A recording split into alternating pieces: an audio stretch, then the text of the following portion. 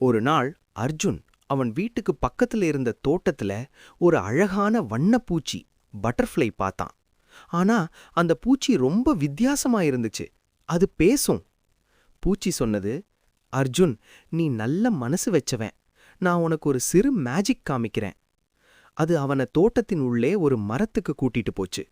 அந்த மரத்துல மின்னும் மின்னும் விளக்குகள் மாதிரி பூ மலர்ந்திருந்தது. அர்ஜுன் ஒரு பூவை தொட்ட உடனே டிங்னு சவுண்ட் வந்துடுச்சு. அவன் கையில ஒரு சின்ன மின்னும் ஸ்டார் வந்துடுச்சு.